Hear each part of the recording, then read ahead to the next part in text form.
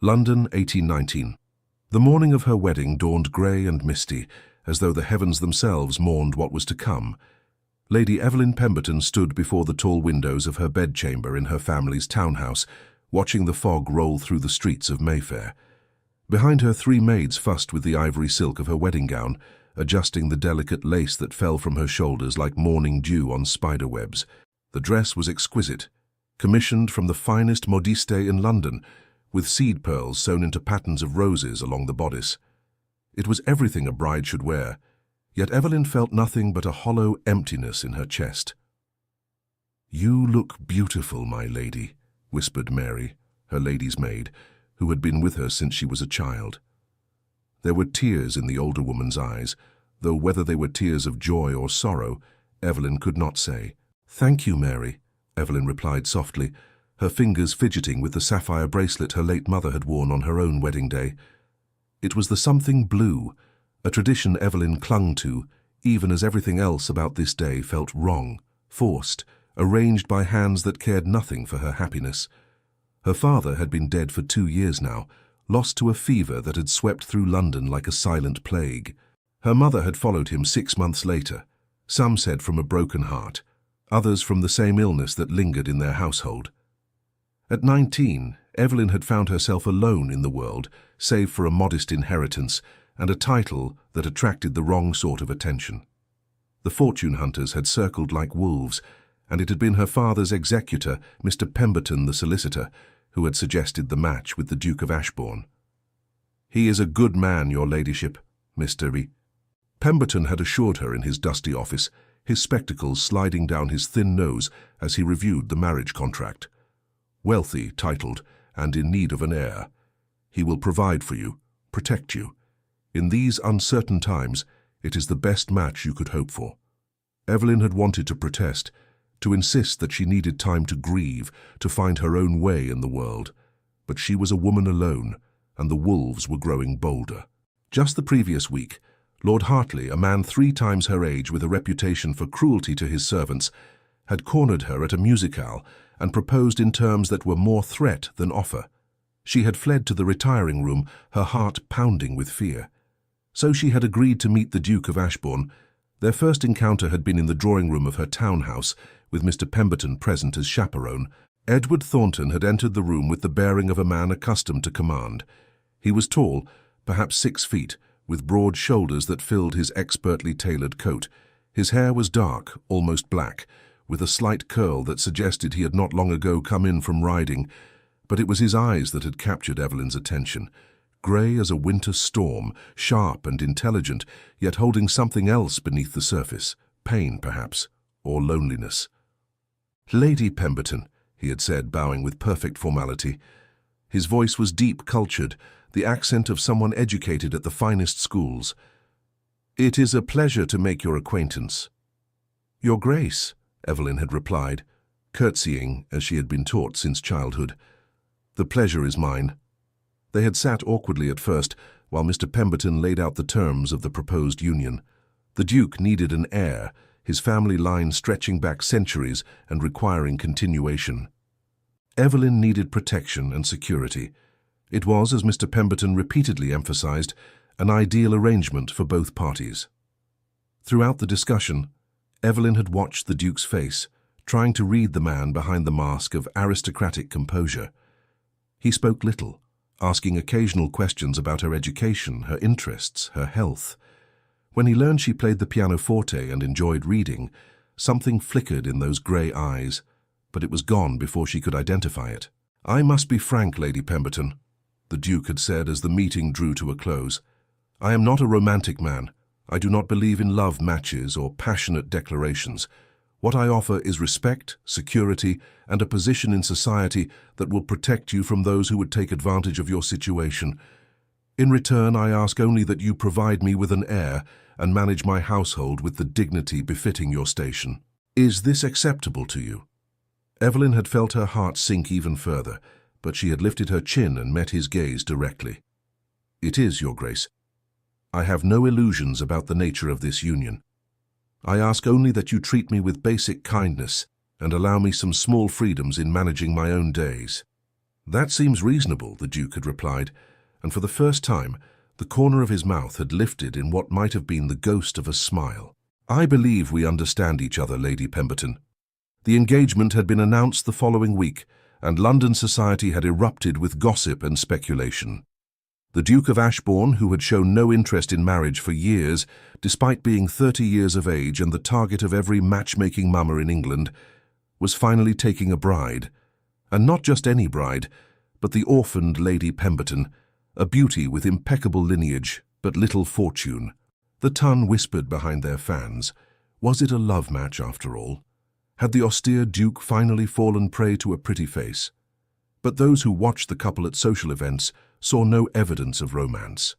The Duke was attentive in the way duty required, escorting Evelyn to the opera, standing up with her for exactly 2 dances at balls, calling upon her at appropriate intervals.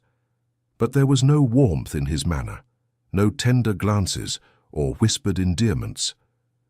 They were like 2 actors playing roles in a theatrical production, hitting their marks with precision but no passion. Evelyn's aunt, Lady Margaret Hawthorne, had appeared during the engagement period like a carrion bird sensing opportunity. Lady Hawthorne was her mother's younger sister, a woman who had married a baronet with more title than fortune, and had spent the subsequent 20 years resenting everyone who had fared better than she. Her visits to Evelyn's townhouse became more frequent as the wedding approached, always accompanied by observations that cut like knives wrapped in silk.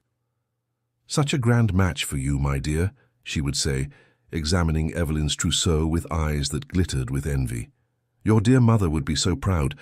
Of course, she always said you had your looks to recommend you, even if the fortune was modest. A duke, though? Who would have imagined? You must have impressed him greatly, though one does wonder what a man of his standing sees in a girl with no family to support her." "I have family, Aunt Margaret," Evelyn would reply, struggling to keep her voice even. "I have you." "Indeed, indeed, and I shall always be here for you, child. Someone must look after your reputation, after all. A young woman alone in London can so easily become the subject of unfortunate rumours." It was during one of these visits, just 3 weeks before the wedding, that Count Blackwood had arrived. He was an old friend of Evelyn's late father, a distinguished gentleman in his 50s who had been travelling abroad when her parents died. Upon returning to England and learning of her loss, he had come to pay his respects and offer his condolences. The afternoon had been pleasant, with Evelyn serving tea, while the Count reminisced about her father's younger days. Lady Hawthorne had been present, nominally as chaperone, though she had contributed little to the conversation beyond pointed observations about propriety and the dangers of being too welcoming to gentlemen callers when one was engaged to be married. The storm had blown in suddenly, as spring storms often did in England. One moment the sky was merely overcast, the next it was black as night, with rain lashing the windows and thunder shaking the walls. When the Count had prepared to take his leave, it was clear that travelling in such weather would be foolhardy. "You must stay until the storm passes, Count Blackwood," Evelyn had insisted, glancing at the deluge beyond the windows. "I could not in good conscience send you out in such conditions. We have guest rooms aplenty, and you would be most welcome." The Count had protested, conscious of the impropriety, but Lady Hawthorne had surprisingly agreed. "Indeed, you must stay, Count. It would be most dangerous to travel. I myself shall remain as well to ensure everything is proper. My niece's reputation must be above reproach." And so the Count had stayed, spending the evening in perfectly appropriate conversation in the drawing-room before retiring to a guest chamber on the opposite end of the house from Evelyn's rooms. Lady Hawthorne had maintained her vigil, sitting with them the entire evening, her sharp eyes missing nothing. The Count had departed the following morning as soon as the roads were passable, thanking Evelyn for her hospitality and promising to call again before the wedding. Evelyn had thought nothing more of the incident until 2 weeks later, when the Duke had called upon her unexpectedly. His face had been like stone, his eyes cold in a way that made her shiver. "I have heard disturbing rumours, Lady Pemberton," he had said without preamble, refusing her offer of tea. "Regarding your relationship with Count Blackwood?" Evelyn had felt her blood run cold. "What rumours, Your Grace? The Count is a friend of my late father's. He called to offer condolences. He spent the night in your home. During a terrible storm, yes. My aunt was present the entire time as chaperone," Everything was perfectly proper. The Duke's jaw had tightened. That is not what I have been told. I have been informed by a reliable source that the Count has been a frequent visitor, that there were intimacies between you before our engagement. That is a lie, Evelyn had protested, rising from her chair in shock. Who would tell you such falsehoods? I have never been anything but proper with Count Blackwood or any other gentleman. The source is unimpeachable, the Duke had replied, his voice hard. Someone who cares deeply about your welfare and felt obligated to inform me of the truth. The truth? There is no truth to these accusations. Edward, please, you must believe me. Do not presume to use my Christian name, he had interrupted, his eyes flashing with anger. We are not yet married, and I begin to wonder if we should be. However, the contracts are signed, the announcements made. I will not provide fodder for gossip by crying off at this late date. The wedding will proceed as planned, Lady Pemberton. But do not expect more from me than the bare minimum required by law and custom. He had left without another word, leaving Evelyn trembling with shock and fury. She had tried to discover who had spread such vicious lies, but no one would tell her. The servants knew nothing or claimed not to. Her few friends expressed sympathy, but could offer no names. It was as though the rumors had materialized from the fog itself, poisonous and pervasive. Now, on her wedding day, Evelyn stared at her reflection in the mirror and wondered what future awaited her. The Duke clearly believed the rumors, or at least doubted her enough to hold her at arm's length. She was marrying a man who thought her a liar, perhaps worse. What kind of marriage could they possibly have? It is time, my lady, Mary said softly, adjusting the veil one final time. The carriages are waiting. The ceremony took place at St. George's in Hanover Square, the fashionable church where all the best people married. The pews were filled with the cream of London society, all dressed in their finest, their faces alight with curiosity and speculation. Evelyn walked down the aisle on the arm of Mr. Pemberton, who had agreed to give her away in her father's absence. Every step felt like walking to her doom. The Duke stood at the altar, magnificent in his formal attire. His face was impassive, revealing nothing of his thoughts as he watched her approach. When she reached his side and Mr. Pemberton placed her hand in the Duke's, Evelyn felt the coolness of his fingers, the rigid control in every line of his body. The vicar droned through the ceremony, his voice echoing in the vast space. Evelyn made her responses mechanically, her voice barely above a whisper. The Duke's voice was firm and clear, each word enunciated with precision, as though he were conducting a business transaction rather than pledging his life to another person. I now pronounce you man and wife, the vicar concluded. You may kiss the bride. The Duke turned to Evelyn, and for just a moment she thought she saw something soften in his eyes. Then the mask was back in place. He leaned down and brushed his lips against hers, the lightest of touches, over almost before it began. The congregation applauded politely, and it was done. She was the Duchess of Ashbourne, bound to a man who believed her a liar and a cheat. The wedding breakfast was held at Ashbourne House, the Duke's principal London residence. The townhouse was magnificent, 5 stories of pale stone with soaring ceilings and rooms filled with priceless art and furniture. Servants moved through the crowds with trays of champagne and delicacies, while society's finest congratulated the newlyweds with smiles that didn't quite reach their eyes. Lady Hawthorne was among the guests, resplendent in peacock blue silk that did nothing to flatter her sallow complexion. She embraced Evelyn with theatrical warmth, whispering in her ear, "Such a triumph, my dear. I do hope you can make him happy. Men of his station have such particular expectations of their wives." There was something in her tone, something smug and satisfied that made Evelyn's skin crawl. But before she could question her aunt, Lady Hawthorne had moved away, accepting congratulations from other guests as though she had personally arranged the match. The celebrations continued until late afternoon, when finally the last guest departed, and Evelyn found herself alone with her new husband in the grand drawing-room.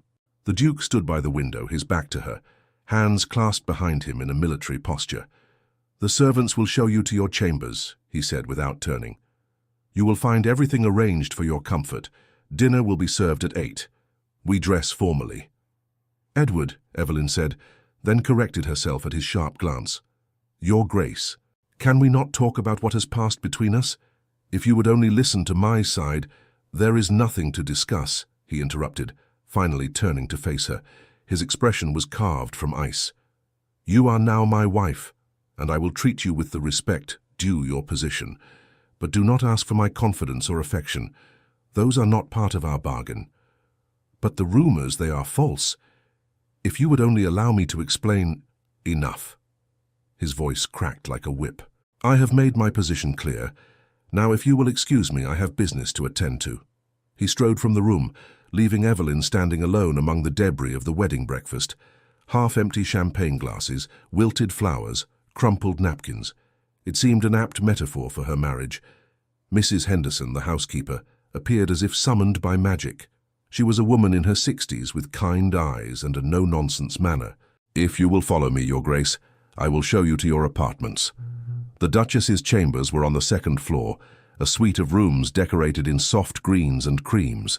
There was a sitting room with a view of the garden, a dressing room lined with wardrobes already filled with her trousseau, and a bedroom dominated by a four-poster bed hung with silk curtains. It was beautiful, luxurious, and utterly impersonal. "The Duke's chambers are through that door, Mrs. Henderson said, indicating a door Evelyn had not noticed. "He will come to you tonight for what is customary on a wedding night. Is there anything you need, Your Grace?" Evelyn wanted to say yes. She needed her parents back. She needed this to be a bad dream from which she could wake. But she simply shook her head. "No, thank you, Mrs. Henderson. You have been most kind." The housekeeper hesitated, then said gently, "His Grace is not an easy man, but he is not a cruel one. Give him time, Your Grace. Men often come around once they have had time to think." After Mrs. Henderson departed, Evelyn sank into a chair by the window and stared out at the gardens below. The sun was beginning to set, painting the sky in shades of pink and gold. Somewhere in this vast house, her husband was going about his business, apparently unaffected by the fact that they had just pledged their lives to each other. How was she to bear this? How was she to spend her days in this gilded cage, married to a man who looked at her with cold suspicion? Mary came to help her dress for dinner, selecting a gown of pale blue silk that set off Evelyn's dark hair and fair skin. "You look lovely, Your Grace," Mary said, using the title for the first time. She had tears in her eyes. "I am so glad I can stay with you in your new home." "I am glad too, Mary," Evelyn replied, squeezing the older woman's hand. "You are my only link to my old life, to happier times." Dinner was an ordeal. She and the Duke sat at opposite ends of a table designed to seat 24, with a dozen footmen standing at attention against the walls.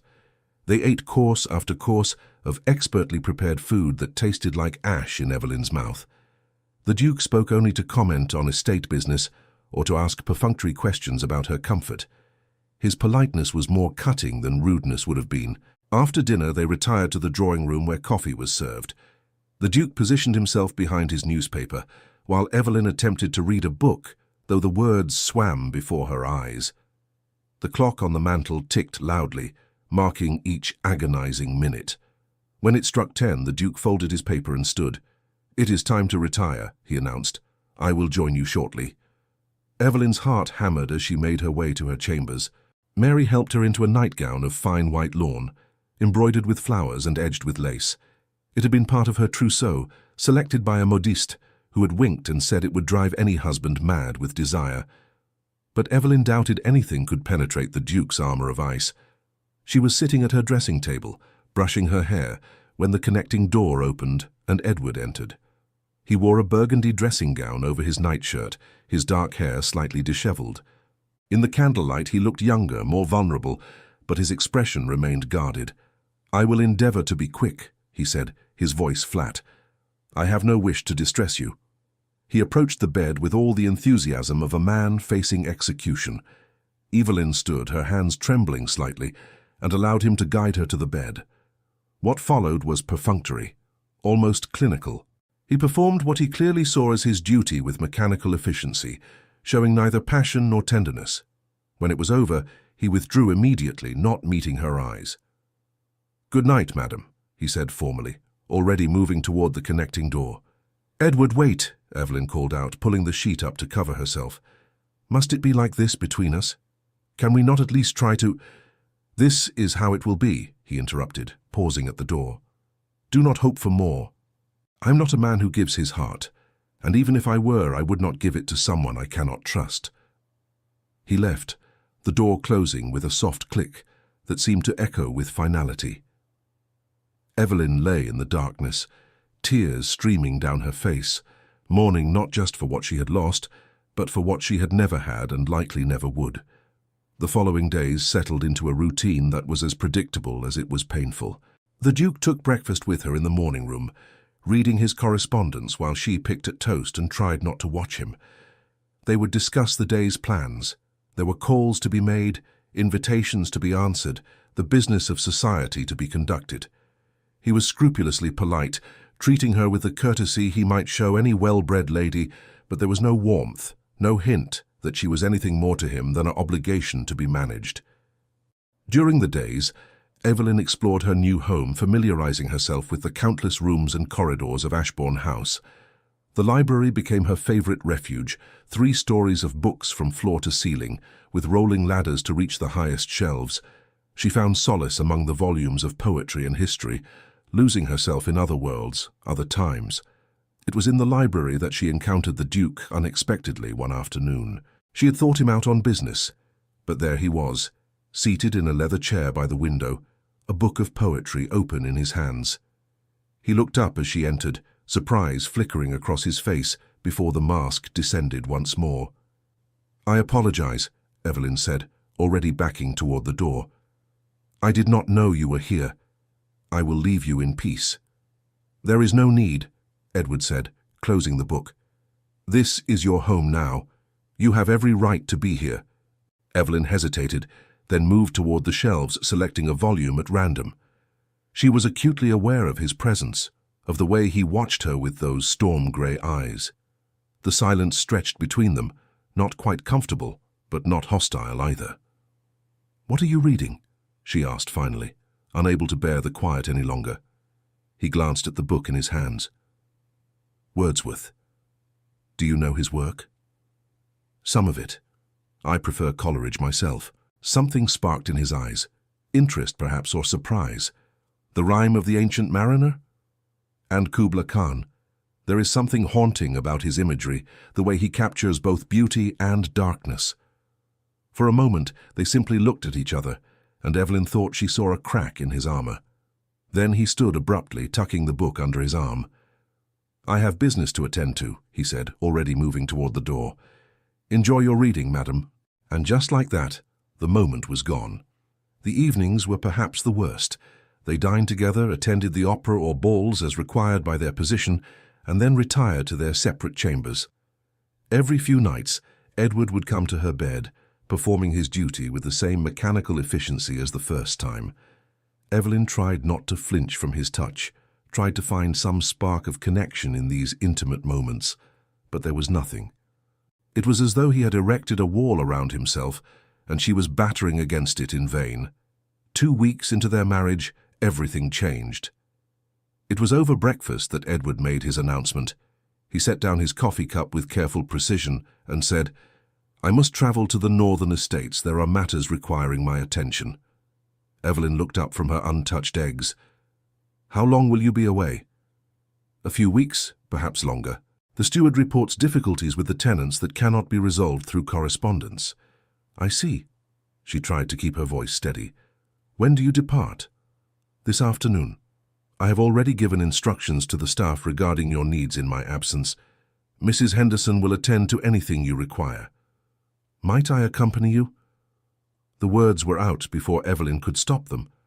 "I should like to see the estates, to meet the tenants." Edward's face hardened. "That will not be necessary. You will remain here in London where you belong."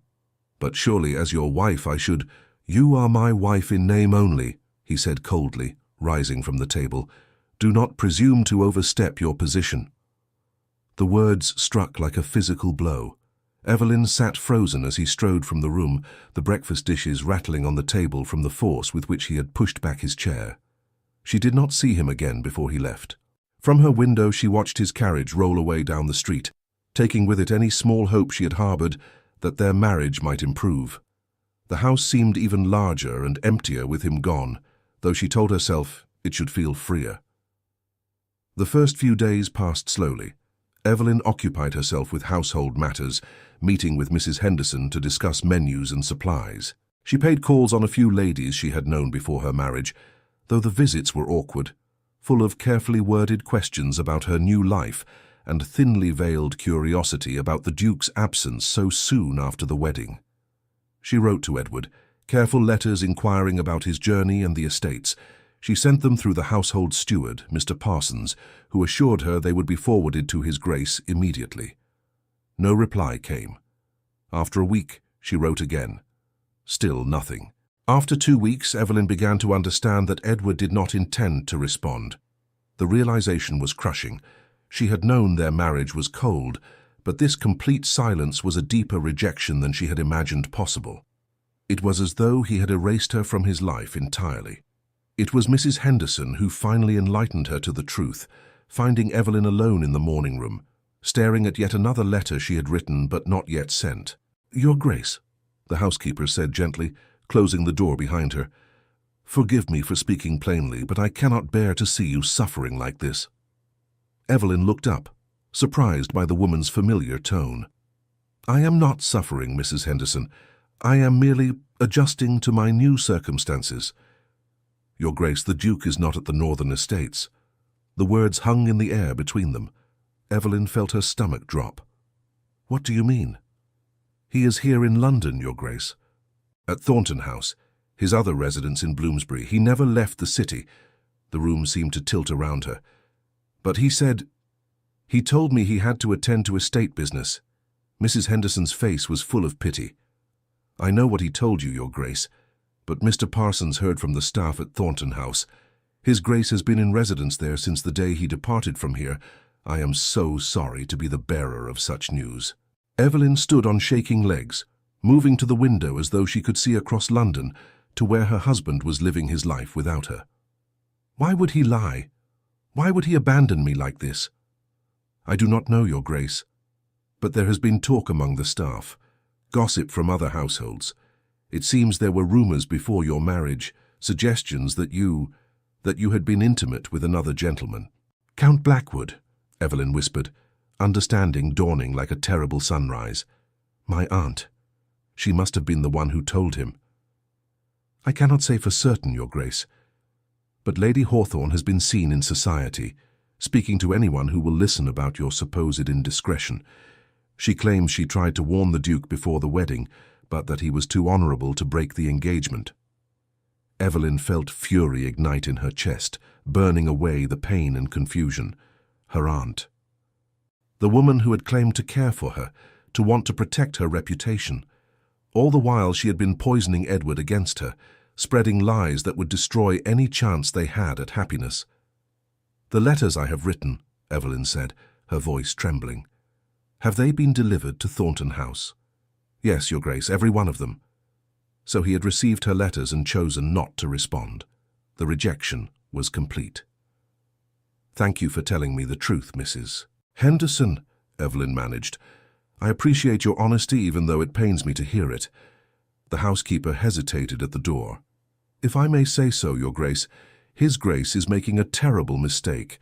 You are a good woman, anyone can see that. Whatever lies have been told, the truth will out eventually. But as the days turned into weeks and the weeks into months, the truth remained buried under layers of gossip and innuendo." Evelyn stayed at Ashbourne House, a ghost haunting rooms that had never truly been hers. She wrote no more letters to Edward, understanding finally that he did not want to hear from her. Society, with its unerring instinct for scandal, seized upon the situation with glee. The Duchess that the Duke could not bear to be near, the cursed bride whose husband had fled after a mere 2 weeks of marriage.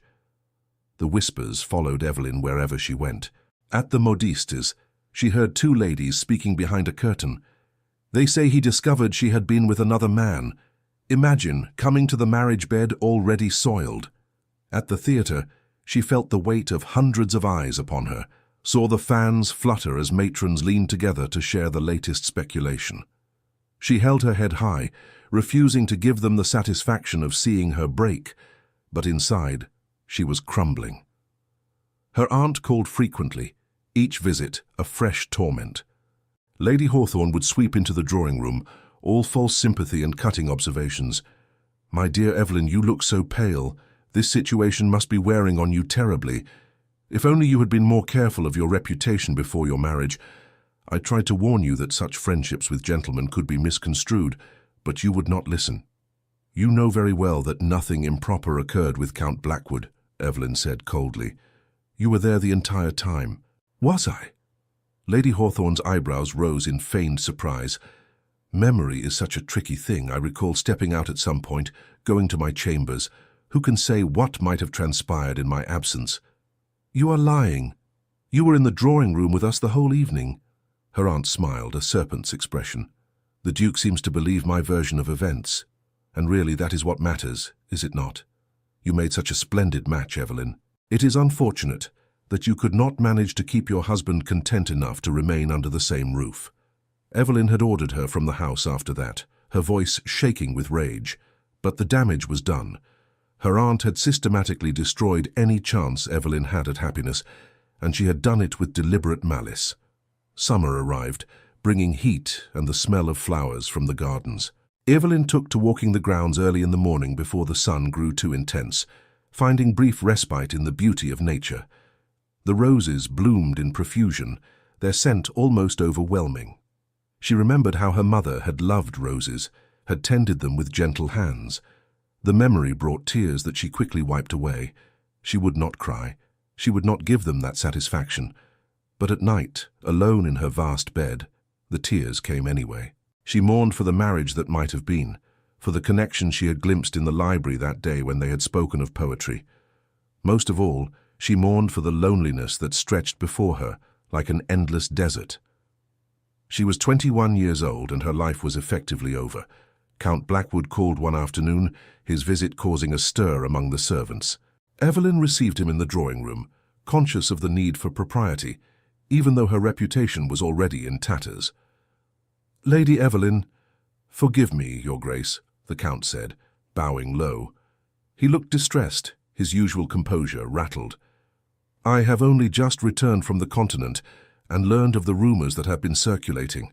I am appalled. I must speak with the Duke at once and clear your name." "His Grace is not in residence," Evelyn replied, keeping her voice steady. "And I fear he would not listen even if you were to find him. He has made his opinion of me quite clear. But this is outrageous. Nothing occurred during my stay at your home. I was the perfect gentleman, as you were the perfect hostess. Your aunt was present the entire time." "My aunt is the source of the lies," Evelyn said bitterly. "She has told the Duke a very different version of events." The Count's face flushed with anger. "Then she must be made to recant. I shall call upon her immediately." "No." Evelyn held up a hand. "It will do no good. Society has already decided I am guilty. Any attempt to defend me will only make matters worse, suggest that you have something to hide. Your own reputation could be damaged. I care nothing for my reputation compared to the injustice being done to you.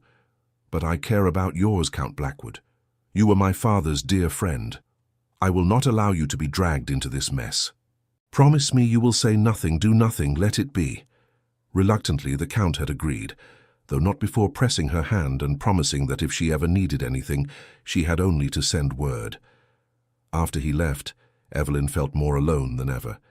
Even those who knew the truth could do nothing to help her. Autumn came with its golden leaves and cooling temperatures. Evelyn had been married for 6 months, though she had spent only 2 weeks with her husband. She caught a glimpse of him once, quite by accident. She had been returning from a particularly uncomfortable morning call when her carriage had been stopped by traffic in Piccadilly. Looking out the window, she had seen Edward's distinctive figure entering his club. He had looked well, perhaps a bit thinner, but otherwise unaffected by their separation. The sight of him had made her heart clench with a mixture of longing and anger. She continued to manage the household with Mrs. Henderson's help, learning the intricacies of running a large establishment. It gave her something to focus on, a purpose beyond simply existing. The servants grew to respect her quiet efficiency, her kindness to them, her refusal to take out her unhappiness on those around her. But the loneliness remained, a constant ache that no amount of activity could ease.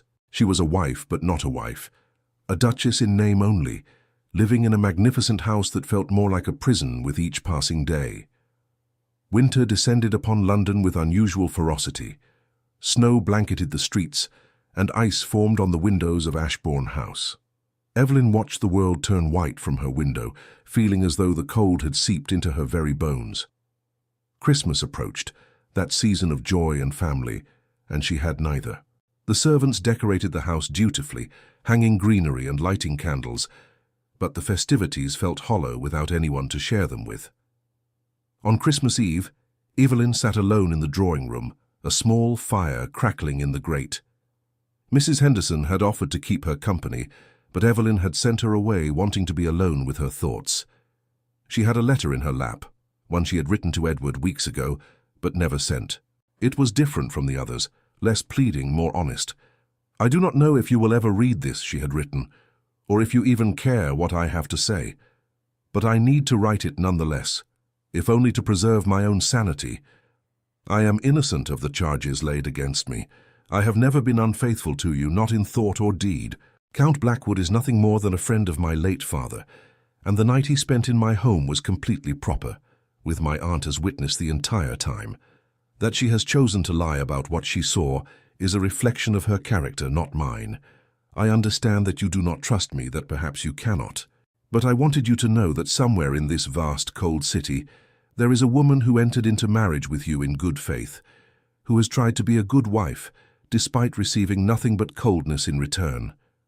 I do not ask for your love. I do not even ask for your affection, but I did hope, perhaps foolishly, for basic respect and the benefit of the doubt. It seems I was wrong to hope for even that much. I wish you well, Edward. I hope that whatever demons chase you find some peace eventually. As for me, I will continue to do my duty as your Duchess, will manage your household and uphold your name in society, because that is what honor demands. But do not mistake duty for happiness, or compliance for forgiveness. You have wounded me deeply, and that wound will not heal simply because time passes." She had folded the letter carefully, sealed it, written his name on the outside. But she could not bring herself to send it. What was the point? He had made his position clear through his silence, his absence. One more letter would change nothing. As midnight approached, Evelyn heard the bells of London's churches ringing out Christmas. She thought of her parents, wondered if they were together somewhere beyond this mortal realm, if they could see what had become of their daughter. She hoped not. The thought of their disappointment was more than she could bear. The new year arrived with little fanfare. Evelyn made resolutions, as people do, promising herself she would find ways to fill her days with meaning, would not allow this situation to destroy her completely. She began to take more interest in charitable works, using some of her pin money to support a foundling home in the East End. The work gave her purpose, allowed her to focus on others rather than dwelling on her own misery. It was during one of her visits to the foundling home that she met Mrs. Sarah Blackwell, the widow who ran the establishment. Mrs. Blackwell was a woman of middle years with a practical manner and kind eyes that had seen too much suffering. "Your Grace is most generous," Mrs. Blackwell said as Evelyn distributed warm blankets to the children. "These little ones have so few benefactors. Most of society prefers not to think about what happens to children born outside of wedlock." "I understand what it is to feel abandoned," Evelyn replied, surprising herself with her honesty. "Perhaps not in the same way as these children, but I know something of loneliness and rejection." Mrs. Blackwell gave her a penetrating look. "Forgive me for speaking plainly, Your Grace, but there has been talk about your situation, about the Duke." Evelyn stiffened. Even here, in this place far from Mayfair's drawing rooms, the gossip had reached. "I do not listen to gossip, Mrs. Blackwell continued, because I know how cruel and false it can be. I see a young woman doing good works, showing kindness to those who have nothing. That tells me more about your character than all the whispers in London." The words brought unexpected tears to Evelyn's eyes. "Thank you," she whispered. "You cannot know how much I needed to hear that." From that day forward, Evelyn spent more time at the foundling home, finding solace in the innocent faces of the children, in the satisfaction of making a tangible difference in their lives. She read to them, taught the older girls needlework, and sometimes just held the smallest ones, rocking them while they slept. In their need, she found her own need for purpose fulfilled. But the ache of her failed marriage remained, a constant shadow over even her brightest moments. At night, lying in her empty bed, she would sometimes allow herself to imagine a different life, one where Edward had believed her, had loved her, had been the husband she had hoped for during those brief 2 weeks of their marriage. The fantasy was both comfort and torture. Spring returned, bringing with it the season's first flowers and warmer temperatures. It had been a year since Evelyn's wedding, a year since her life had been turned upside down. She stood in the garden one morning, watching the gardeners tend the roses that were just beginning to bud, and made a decision. She could not continue like this, living in limbo, neither wife nor widow, trapped in a marriage that existed only on paper. She needed answers, needed to face Edward directly and demand the truth from him.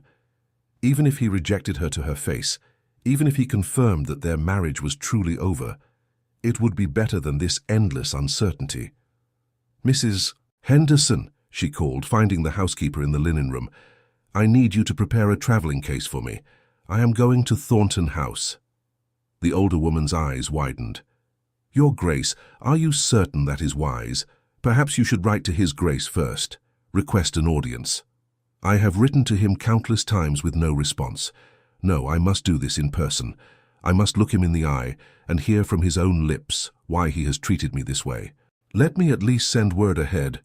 No, I want him to have no warning, no time to prepare excuses or refuse to see me. I am still his wife, Mrs. Henderson. I have every right to call upon my own husband." The housekeeper nodded slowly. "Yes, Your Grace, you do indeed. I will have everything ready within the hour."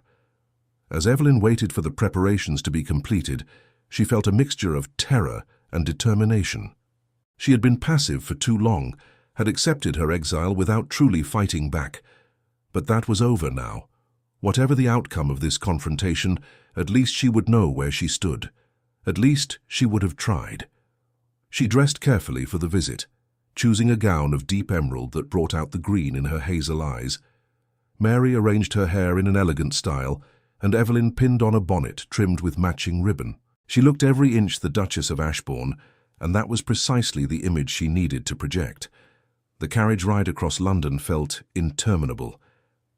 Evelyn watched the streets pass by, moving from the elegant squares of Mayfair through increasingly modest neighbourhoods until they reached Bloomsbury. Thornton House was smaller than Ashbourne House, a comfortable 3-story building of red brick with white-painted windowsills. It looked like the sort of place where a gentleman might be happy, unpretentious and welcoming. As the carriage drew to a stop, Evelyn saw movement at one of the upper windows. A figure stood there, watching. Even from this distance, she recognized the shape of her husband's shoulders, the way he held himself. Edward. He was there, and he had seen her arrive. For a moment, her courage nearly failed. What if he refused to see her? What if he had her turned away at the door like an unwelcome peddler? But no, she was the Duchess of Ashbourne. She would not be dismissed so easily. She descended from the carriage with as much grace as she could muster, her heart pounding so hard she was certain everyone could hear it. The footman handed her down, and she approached the front door with her head held high. The butler who answered looked startled, his professional composure slipping for just a moment. He was an older man with grey hair and the bearing of someone who had been in service for decades. "Your Grace," he exclaimed, bowing hastily. "We were not informed of your visit. I shall tell His Grace immediately." "That will not be necessary," Evelyn said, stepping past him into the entrance hall. "I know my way." It was a lie. She had never been to Thornton House before, but she said it with such confidence that the butler seemed uncertain how to respond. Before he could protest, Evelyn heard footsteps on the stairs and looked up to see Edward descending. He had changed in the year of their separation, she saw immediately. He looked older, harder, with lines of tension around his mouth and shadows beneath his eyes.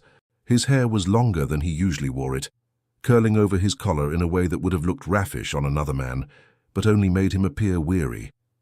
He was dressed casually in shirt sleeves and waistcoat, as though he had been working in his study, and the informal attire made him seem more human, less the cold duke who had abandoned her. For a long moment they simply stared at each other across the entrance hall. Evelyn saw a dozen emotions flicker across Edward's face, surprise certainly, but also something that might have been guilt, or even longing. Then his expression closed down, became the familiar mask of aristocratic indifference. "Evelyn," he said, and her name on his lips after so long sent a shiver through her. "This is unexpected." "I imagine it is," she replied, proud that her voice remained steady.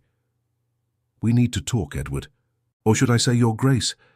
I can never remember what the proper etiquette is when one's husband has been treating one as though one does not exist."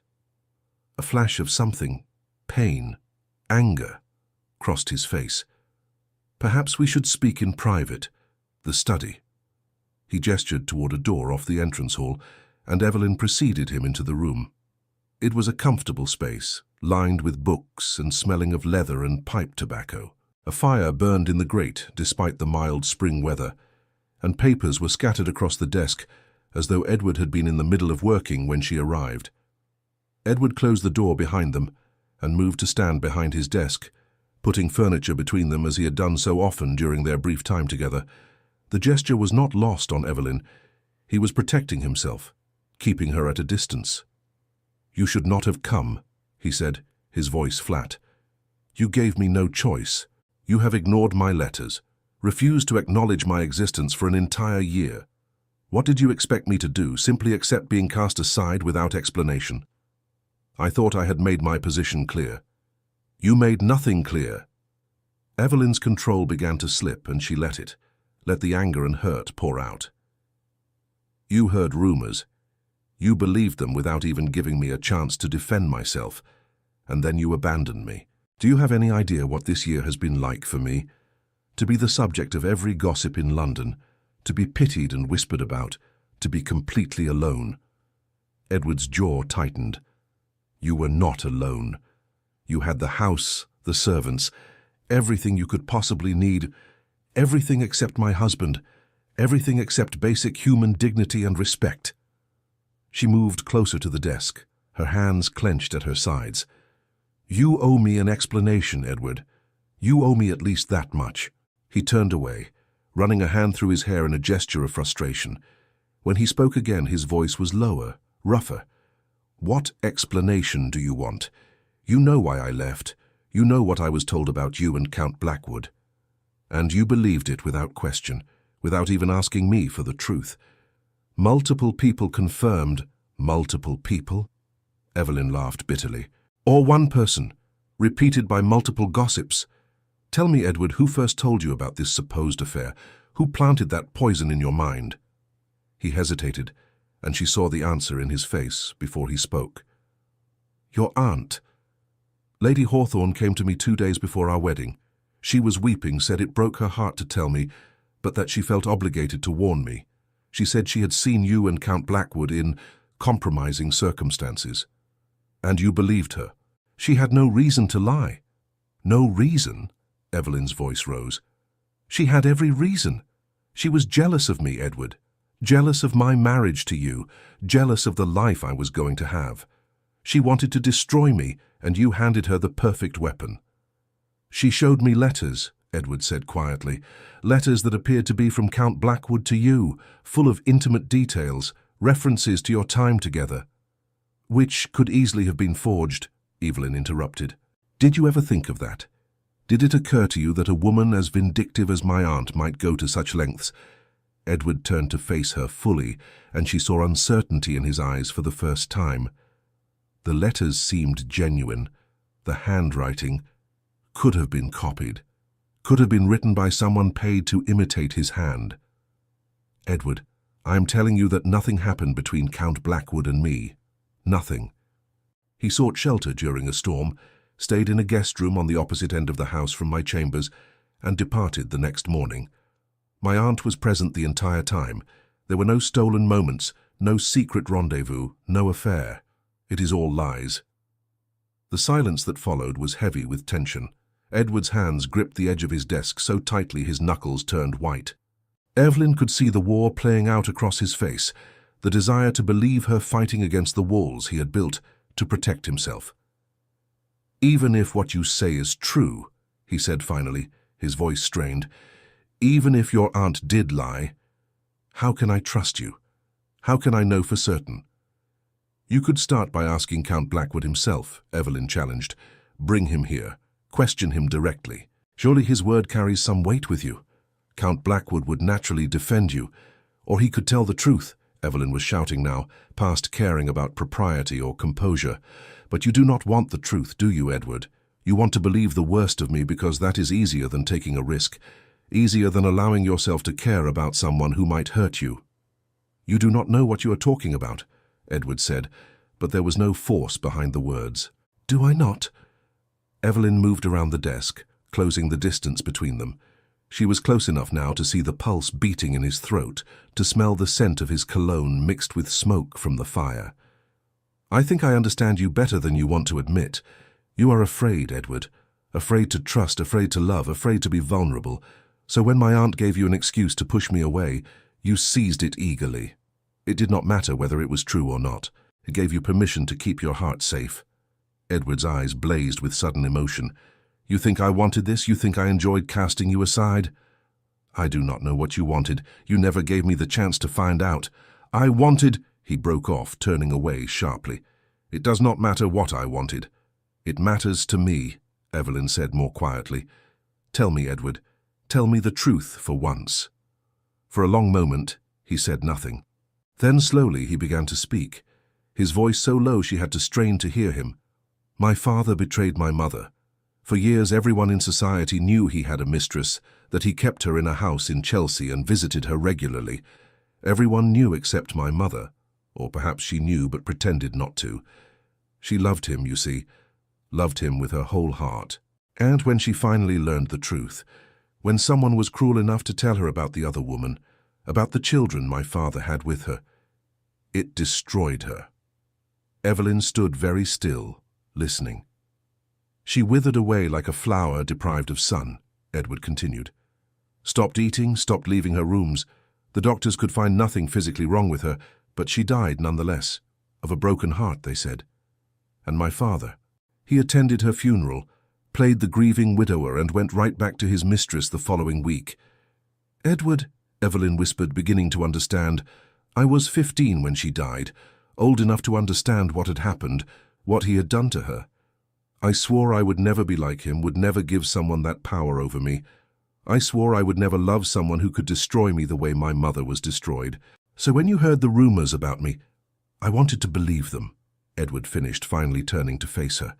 His eyes were bright with unshed tears. "Because if you were unfaithful, if you were deceitful, then I had justification for keeping my distance. I would never risk caring for you if I convinced myself you were unworthy of being cared for." The confession hung between them, raw and honest, in a way nothing between them had ever been before. Evelyn felt tears streaming down her own face, though she could not have said whether they were tears of sadness or anger or something else entirely. "But I was not unfaithful," she said softly. "I was not deceitful. I came to our marriage in good faith, Edward. I was ready to be a good wife to you, to try to build something real between us despite the arranged nature of our union. And you threw that away based on lies." "I know," Edward said, his voice breaking. "God help me, I think I have known for months now. I have had investigators looking into the matter, and everything they have found suggests you are telling the truth. Count Blackwood is a man of impeccable reputation. The servants who were present at your home that night all confirm that nothing improper occurred, even the letters your aunt showed me. My investigators believe they are forgeries, written by someone she paid to imitate the Count's hand." "You knew," Evelyn repeated, the words like stones in her mouth. "You knew I was innocent, and still you stayed away." "I did not know what to do, how to fix what I had broken. Every day I told myself I would go to you, would apologize, would try to make things right. And every day I convinced myself it was too late, that you would never forgive me." "You were right about that," Evelyn said coldly. "I do not know if I can forgive you. You took a year of my life, Edward, a year of loneliness and humiliation and pain. You made me the laughingstock of London society. You treated me like I was nothing, less than nothing. I know, and I am—" He seemed to struggle with the words, as though he had never said them before. "I am sorry, more sorry than I have words to express." "Sorry," Evelyn repeated flatly. "You think that is enough? You think sorry can undo a year of suffering?"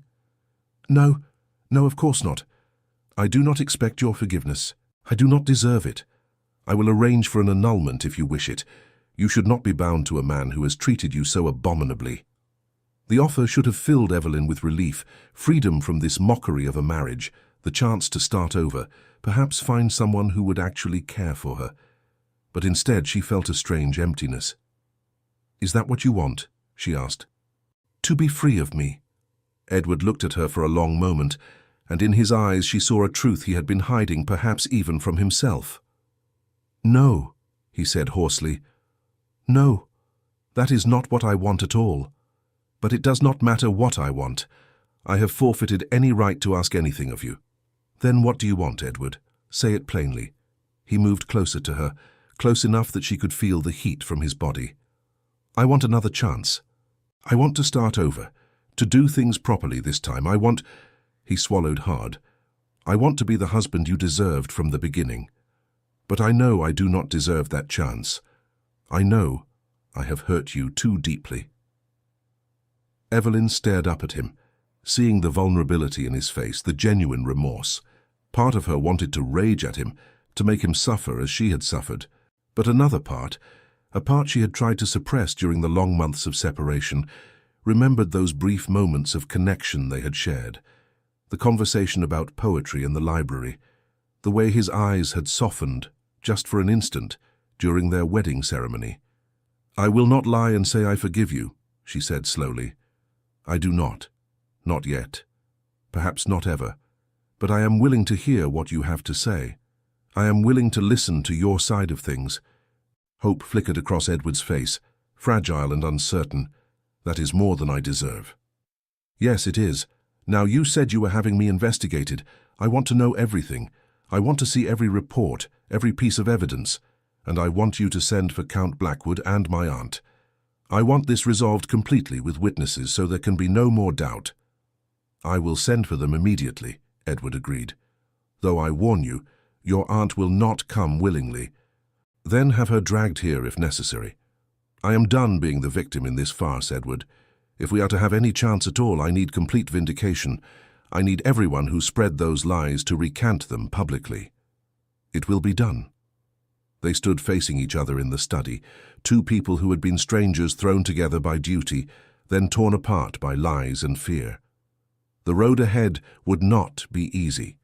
Trust, once broken, was not quickly mended. But for the first time in a year, Evelyn felt something that might have been hope stirring in her chest. "I'm staying," she announced. "I will not return to Ashbourne House tonight. I will remain here while we sort this out."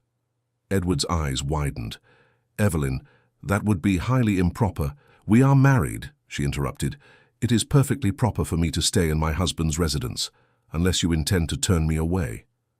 "No, of course not. You are welcome here.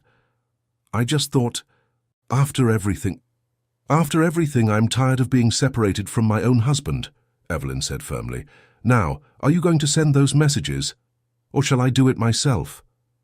A ghost of a smile touched Edward's lips, the first genuine smile she had seen from him. "I will do it. Make yourself comfortable.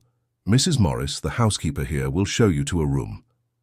As Edward moved to his desk to write the necessary letters, Evelyn felt the tension in her shoulders begin to ease slightly. This was not forgiveness, not yet. But it was a beginning, and after a year of nothing, a beginning felt like everything. The housekeeper, Mrs. Morris, was a plump woman with rosy cheeks and a kindly manner. She showed no surprise at Evelyn's unexpected presence, though her eyes held a knowing sympathy that suggested she understood more than she said. "This way, Your Grace," she said, leading Evelyn up the stairs. "I will have the best guest room prepared for you. It has a lovely view of the square." "Thank you, Mrs. Morris. I appreciate your hospitality on such short notice." The room was indeed lovely, decorated in soft yellows and whites, with furnishings that were comfortable rather than ostentatious. It was a room designed for comfort, not display, and Evelyn found herself appreciating the difference from the grand but impersonal chambers at Ashbourne House. Mary had accompanied her in the carriage, and now set about unpacking the small case they had brought. "What do you think will happen, Your Grace?" the maid asked quietly, as she hung gowns in the wardrobe. "I do not know, Mary, but I needed answers, and I intend to get them." That afternoon Count Blackwood arrived first, responding to Edward's urgent summons with admirable promptness. Evelyn received him in the drawing-room with Edward present, and the Count's confusion was evident. Your Grace, he greeted them both, bowing. "I confess I am bewildered by this summons. Has something happened?" "Something happened a year ago," Edward said, his voice controlled but with an edge to it. "I need you to tell me, on your honor as a gentleman, the precise nature of your relationship with my wife." The Count's face flushed with anger. "I have already explained this to Her Grace months ago when I learned of the vicious rumors. There is no relationship beyond friendship through her late father. I knew Lord Pemberton for 20 years, and I called upon Lady Evelyn, as she was then, to offer my condolences after his death. You stayed at her home overnight. During a severe storm, yes, I was offered hospitality, which I accepted as any sensible person would have done. Lady Evelyn's aunt, Lady Hawthorne, was present as chaperone throughout my visit. I spent the night in a guest room far from the family quarters, departed at first light, and have not been alone with Her Grace before or since." Edward's expression was unreadable. Lady Hawthorne told a very different story. She suggested there were intimacies between you. The Count drew himself up to his full height, his eyes flashing. "Then Lady Hawthorne is a liar and a snake. I am a married man with 3 daughters, Your Grace. The eldest is but 2 years younger than your wife. I would no more dishonor Her Grace than I would my own children. If Lady Hawthorne has suggested otherwise, she has done so out of malice, and I demand the opportunity to confront her with her lies." "That opportunity is coming," Edward replied. "Lady Hawthorne has been sent for." "Good, because I will not have my name or Her Grace's name besmirched by such calumny. Your Grace," he turned to Evelyn, "I apologize that my innocent visit has caused you such suffering. Had I known what would result, I would have ridden through the storm rather than seek shelter." "It is not your fault, Count," Evelyn said gently. "The fault lies with those who twisted an innocent situation into something ugly." They did not have long to wait. Within the hour, a carriage arrived bearing Lady Hawthorne. Unlike the Count, who had come willingly, Evelyn's aunt had clearly been given no choice in the matter. Her face was pale with anger as she was shown into the drawing-room, and her eyes darted between the 3 people awaiting her, like a trapped animal seeking escape. "What is the meaning of this?" she demanded, her voice shrill. "I was practically dragged from my home by your servants, Ashbourne. This is an outrage." "The outrage, Lady Hawthorne, is yours," Edward replied coldly. "You will sit down and answer some questions, truthfully this time." Lady Hawthorne's gaze fell on Count Blackwood, and something like fear flashed across her face. "Why is he here?" "Because you have made accusations about him," Evelyn said, standing to face her aunt directly. "Accusations that have destroyed my marriage and my reputation. It is time for the truth to come out. I told the truth. I told what I saw." "You told lies," Count Blackwood interrupted, his voice like iron. "You claimed to have witnessed impropriety where none existed. You have slandered both Her Grace and myself with your fabrications." "I saw what I saw," Lady Hawthorne insisted, but her voice lacked conviction. "Then describe precisely what you saw," Edward commanded. "Leave out no detail. When did these supposed intimacies occur? Where? What exactly did you witness?" Lady Hawthorne's mouth opened and closed like a fish out of water. It was late in the evening. I heard voices." "You were with us in the drawing-room the entire evening," Evelyn said. "You sat in the chair by the fire and complained of the cold. You never left the room until we all retired for the night." I must have stepped out at some point." "You did not," Count Blackwood stated flatly. "I remember distinctly because you spoke at length about your concerns for your niece's reputation, about how careful young ladies must be, rather ironic, given what you were planning. This is absurd. Lady Hawthorne's composure was crumbling. I will not be questioned like a common criminal. Then perhaps you should not have acted like one, Edward said, his voice cold as winter. I have had investigators looking into this matter, Lady Hawthorne. Would you like to know what they discovered? The colour drained from Lady Hawthorne's face. Investigators? Indeed, including inquiries into your financial situation. It seems you are deeply in debt, are you not? Your husband's gambling has left you nearly destitute. You were desperate for money, desperate enough to accept payment from certain parties who wished to cause scandal. That is a lie. Is it? My investigators have sworn statements from a scribe in Cheapside who was paid to forge letters in Count Blackwood's handwriting, letters that you then showed to me as proof of an affair. The scribe was most cooperative once we explained the legal consequences of his actions. He was happy to identify the woman who hired him. Lady Hawthorne's face had gone from pale to grey. She swayed on her feet, and for a moment Evelyn thought she might faint. This is preposterous. Furthermore, Edward continued remorselessly, I have statements from your own servants. It seems you have been quite vocal in your jealousy of your niece. One maid in particular remembers you saying, and I quote, Evelyn has always had everything handed to her. It is time she learned what it means to suffer. She deserved it. The words burst from Lady Hawthorne like poison from a lanced boil. She had everything. Beauty, grace, a magnificent marriage. What did I have? A drunkard for a husband and debts I cannot pay.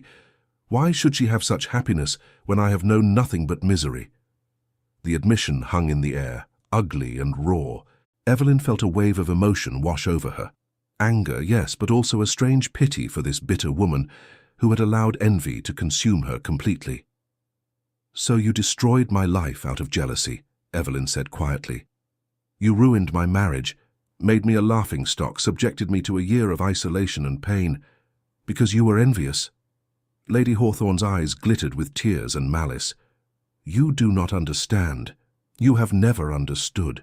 You were always mother's favourite, always so perfect, so beloved. And then you court a duke. A duke, while I am trapped with a title that means nothing and creditors pounding at my door. So this was your revenge, Edward said with disgust. You thought if you could not be happy, neither should she. I thought she deserved to know what real suffering felt like, Lady Hawthorne spat. Instead, she gets to stand here playing the wronged innocent, while I am interrogated like a criminal. You are a criminal, Count Blackwood said coldly.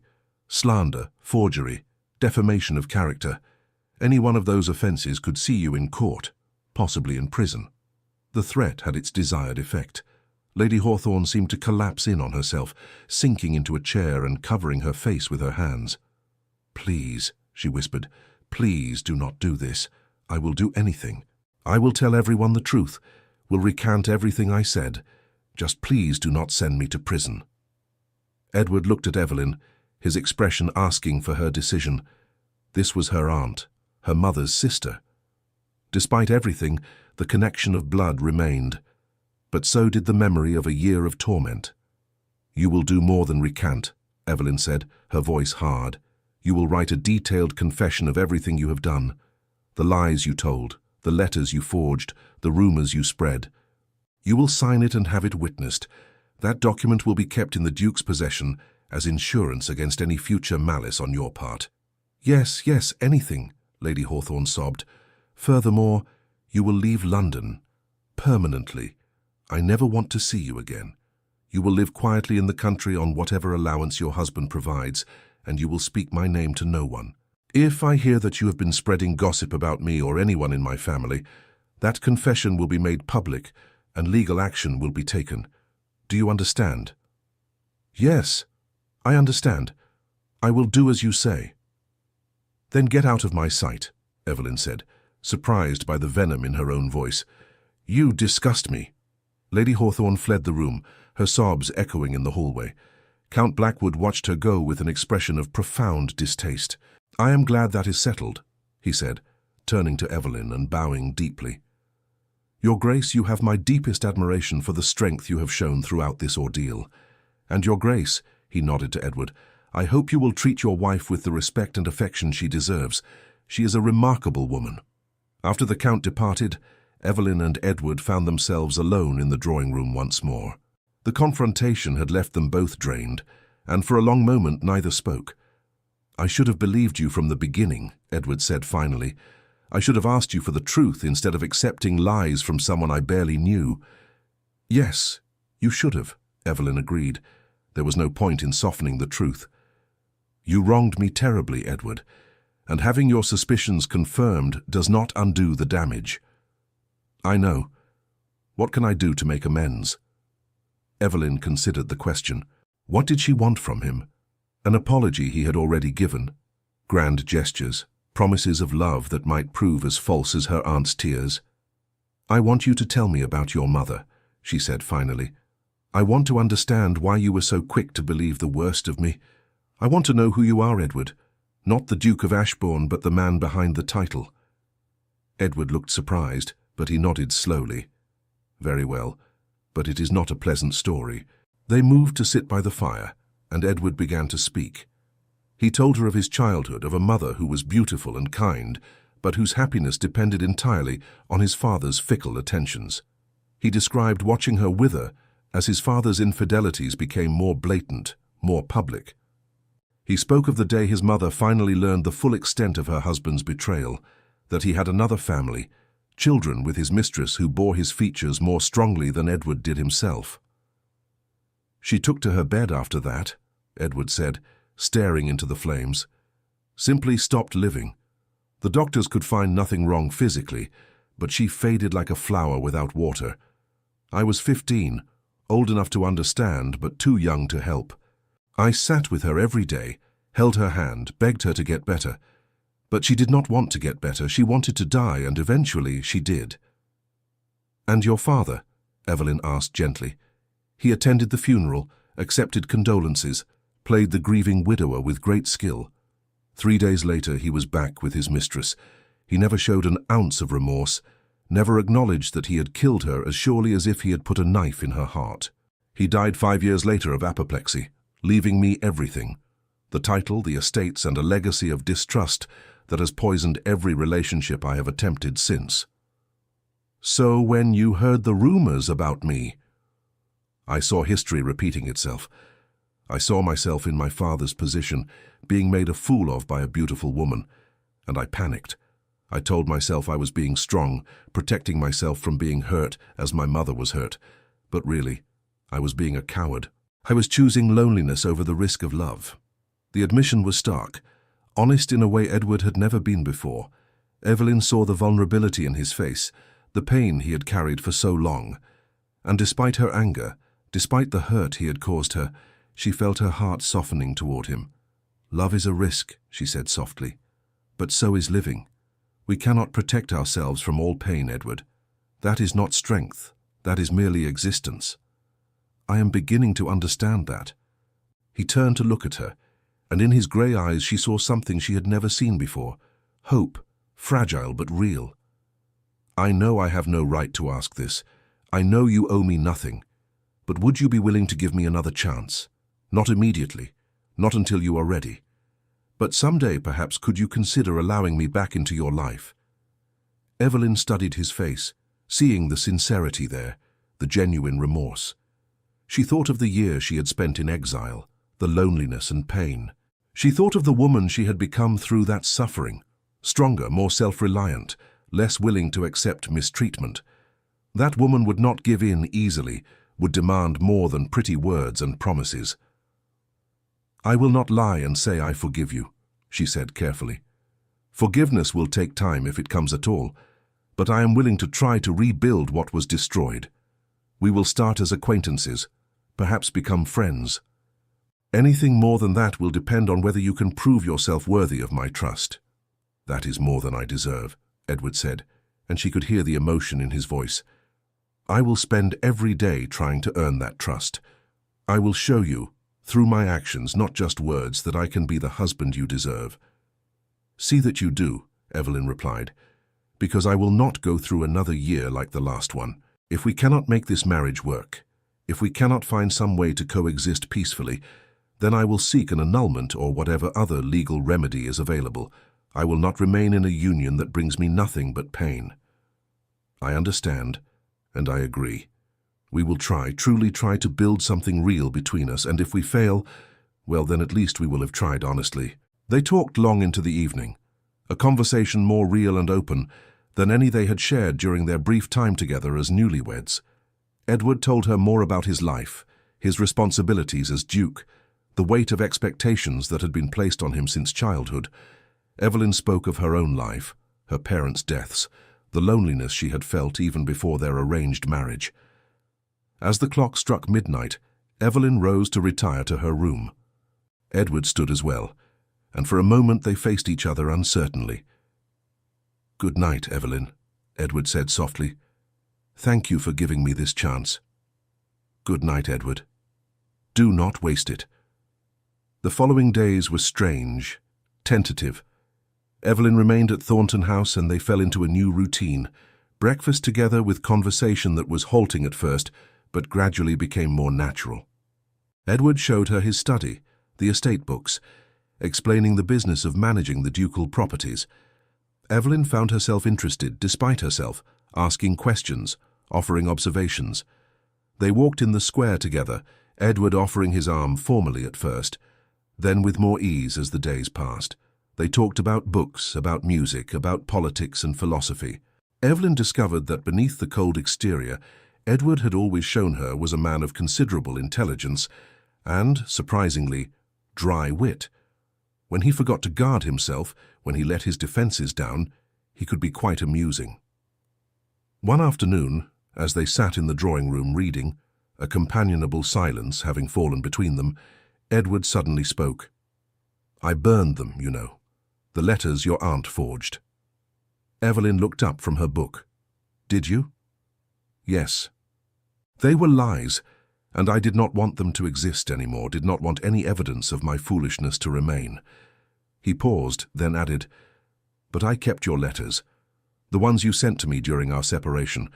I have them all, tied with ribbon in my desk drawer." "You kept them?" Evelyn was surprised. "Why?" "Because they were real. Because every word you wrote came from genuine emotion, genuine pain. I read them over and over, torturing myself with what I had thrown away. They seemed like penance somehow, a reminder of my failure. May I see them?" Edward hesitated, then nodded.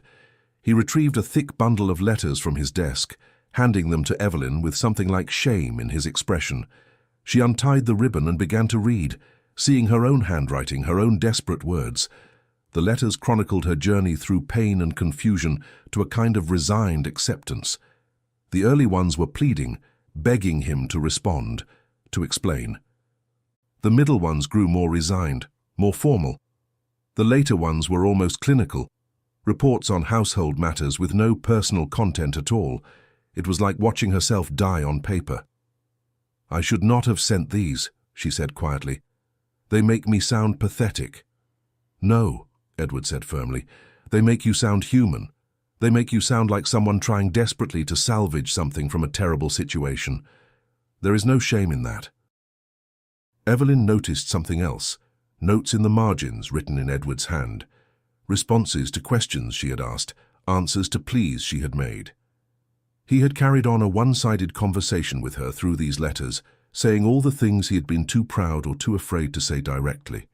"You answered them," she said, wonder in her voice. "After a fashion. It was as close as I could come to responding.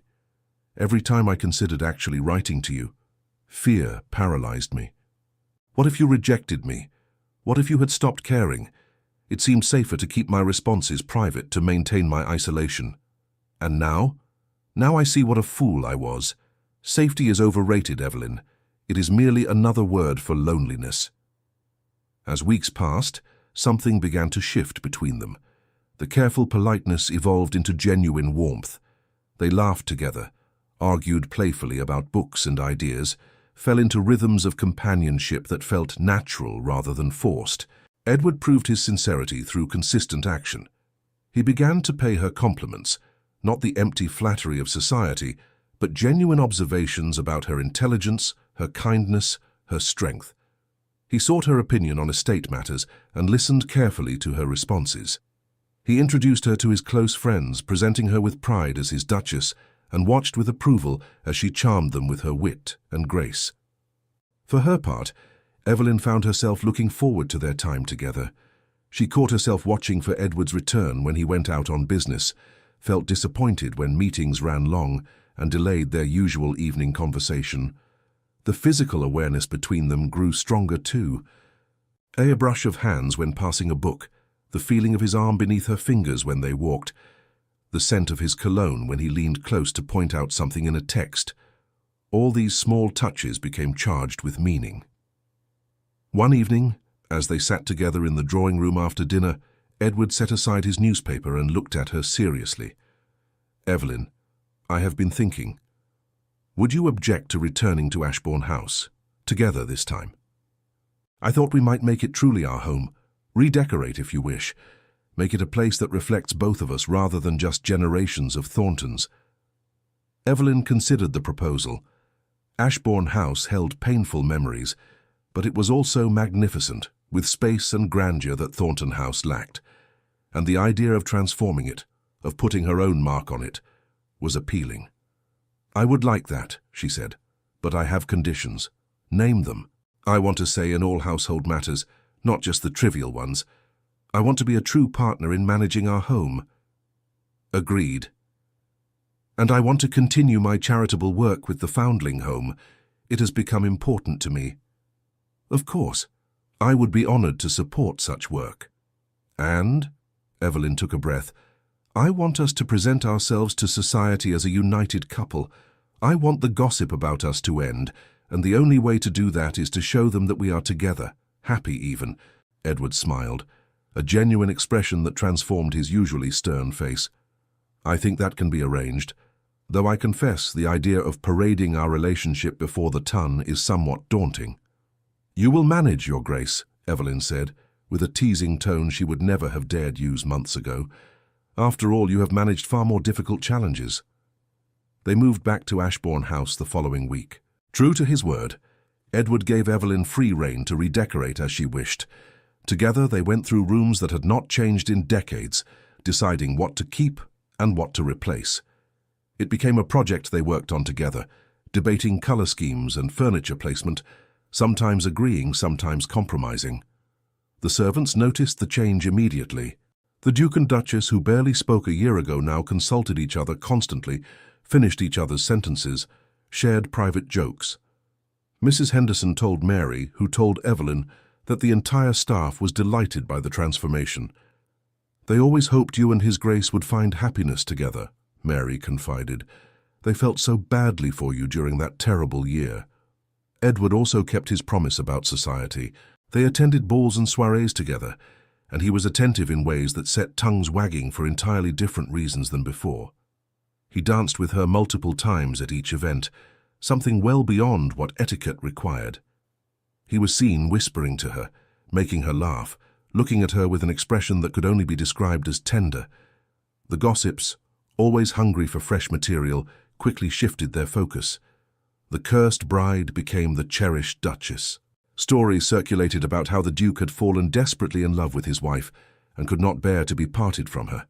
Some of the tales were wildly inaccurate, but Edward and Evelyn found them amusing rather than annoying.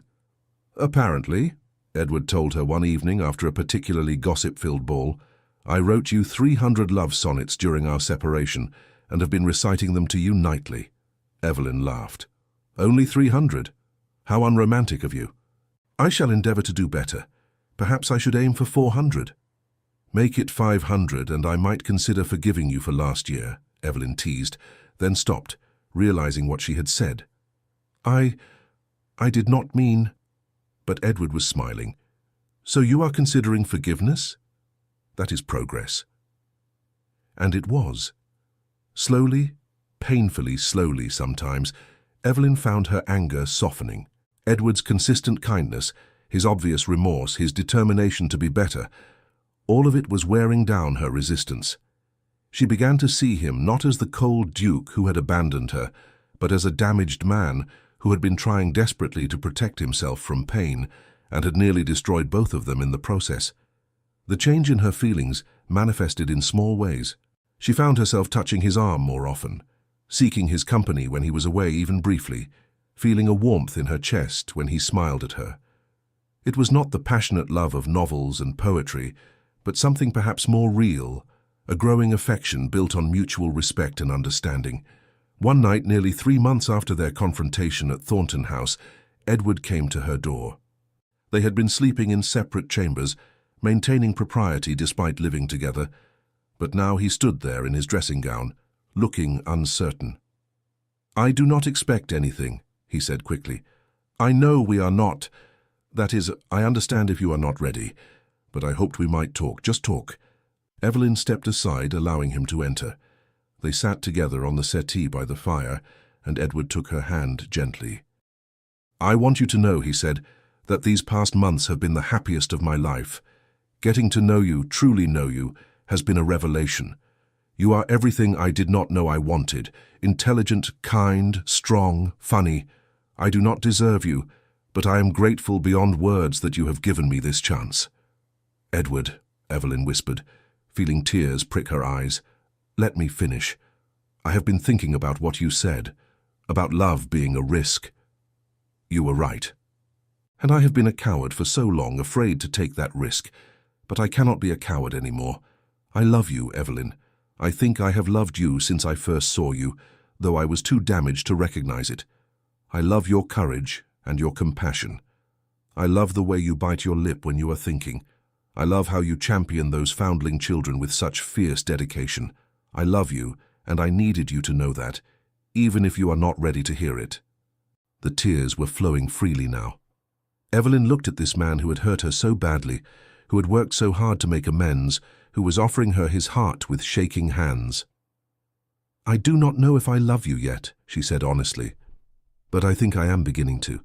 These months with you have shown me who you really are, not the mask you wore before. And I like what I see. More than like." "That is enough," Edward said, relief evident in his voice. "That is more than enough.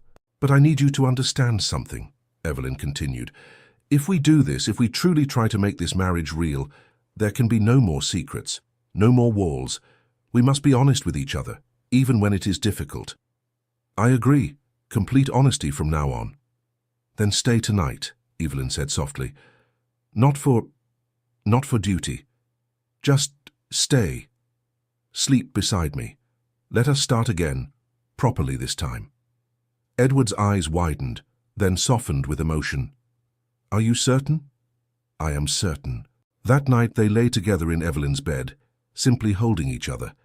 There was no passion, not yet, but there was something perhaps more important. Comfort, companionship, the beginning of real intimacy. Edward told her more stories of his childhood, and Evelyn shared memories of her parents she had not spoken of in years. They talked until the candles burned low, and sleep claimed them both, wrapped in each other's arms. When Evelyn woke the next morning, Edward was still there, his face peaceful in sleep. She studied him in the early morning light, the lines around his eyes, the slight grey threading his dark hair, the vulnerability that showed only when his guard was down. This man had broken her heart, but he was trying so hard to mend it. Perhaps that was what love was in the end, not perfection, but the willingness to keep trying despite failure. The months that followed brought continued healing and growth. Edward began to take Evelyn to the estates, introducing her to the tenants and stewards, allowing her to see the full scope of what being the Duchess of Ashbourne truly meant. She threw herself into the role with enthusiasm, implementing changes that improved tenant conditions and earning their respect through her genuine interest in their welfare. She continued her work with the foundling home, and Edward began to accompany her, bringing donations and even sitting with the children while she taught them letters. Watching him read to a small boy who had never known a father, Evelyn felt something in her chest crack open, and she realized with a start that she did love him. When precisely affection had turned to love, she could not say. But it was there, warm and real and growing stronger each day. She did not tell him immediately. Some instinct made her hold the words back, wanting to be absolutely certain, wanting to choose the perfect moment. But Edward seemed to sense the shift in her feelings. His touches became more confident, less tentative. He kissed her forehead, when he thought she was not paying attention. He looked at her with such naked adoration sometimes that it made her breath catch. It was the anniversary of their wedding, a day she had dreaded when it appeared on the calendar, that everything came to a head. Edward had planned an intimate dinner, just the two of them, in the small family dining room, rather than the formal one they usually used. The table was set with candles and flowers, and Edward had personally selected each course from her favorite dishes. As they ate and talked, Evelyn felt her heart swelling with emotion. This man, who had once seemed so cold and unreachable, had become the center of her world. After dinner, Edward produced a small velvet box. "I have something for you. It is not much, but I wanted you to have it." Inside was a ring, a simple band of gold engraved with words in Latin. "What does it say?" Evelyn asked. "Fides et amor," Edward translated. "Faith and love. I had it made as a symbol of our new beginning. The first time we married, I gave you nothing, not even my trust. This time I want to give you everything." He slipped the ring onto her finger above her wedding band, and Evelyn felt tears streaming down her face. "I love you," she said, the words finally breaking free. "I fought against it, did not want to feel it, but I do. I love you, Edward. Not despite what happened between us, but perhaps because of it. We have been tested in fire, and we survived." Edward pulled her into his arms, burying his face in her hair. She could feel him trembling, could hear the catch in his breathing that suggested he was fighting tears of his own. "Thank you," he whispered against her hair. "Thank you for not giving up on me. Thank you for seeing who I could be, instead of just who I was." That night they came together again as husband and wife, but this time it was different. There was passion, yes, but also tenderness and joy. They made love slowly, taking time to explore and discover each other, whispering words of affection and promise. When it was over, they lay tangled together, both sated and content in a way neither had experienced before. "I wish we could have had this from the beginning," Evelyn murmured against his chest. "We were not ready for it then," Edward replied, stroking her hair. "I certainly was not. I needed to be broken down and rebuilt. It was painful, but perhaps necessary." "Do you think we would have found our way here eventually, even without my aunt's interference?" Edward considered the question. "I would like to think so, but honestly I do not know. I was so determined to keep you at a distance. It might have taken years, or it might never have happened at all. In a strange way, perhaps we owe Lady Hawthorne a debt of gratitude." "I would not go that far," Evelyn said dryly, "but I understand what you mean. The crisis forced us to confront things we might have ignored indefinitely." Spring arrived again, marking 2 years since their wedding. This time the season brought joy instead of pain. Evelyn discovered she was with child, news that sent Edward into a state of anxious excitement. He fussed over her constantly, insisting she rest, that she not overexert herself, driving her to affectionate exasperation. "Women have been having babies since the dawn of time, Edward," she told him, when he tried to prevent her from climbing stairs. "I am perfectly healthy." "You are carrying my child," he replied. "My child and yours. Nothing is more precious to me than your safety and well-being." Their daughter was born on a crisp autumn day, arriving with a lusty cry that made everyone in the birthing room laugh with relief. Edward was there, shocking the midwife but insisted upon by Evelyn, and when he held his daughter for the first time, Evelyn saw tears streaming down his face. "She is perfect," he whispered. "Absolutely perfect." They named her Catherine, after Edward's mother, but with a second name of Caroline after Evelyn's. It was a blending of their two families, a symbol of the unity they had built from the ruins of their terrible beginning.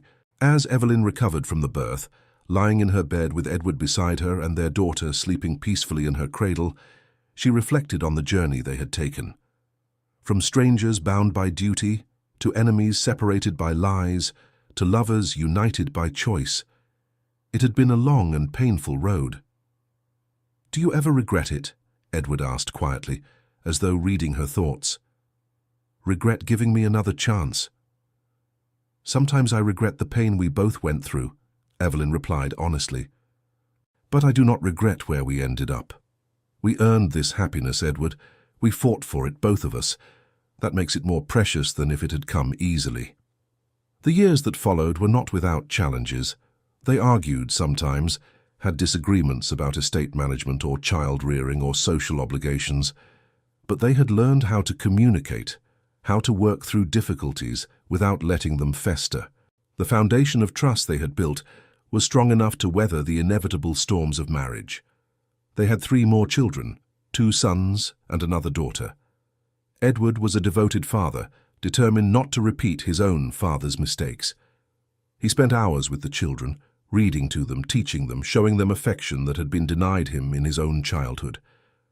Evelyn watched him play with their children in the garden one afternoon, their laughter ringing through the air, and felt her heart swell with contentment.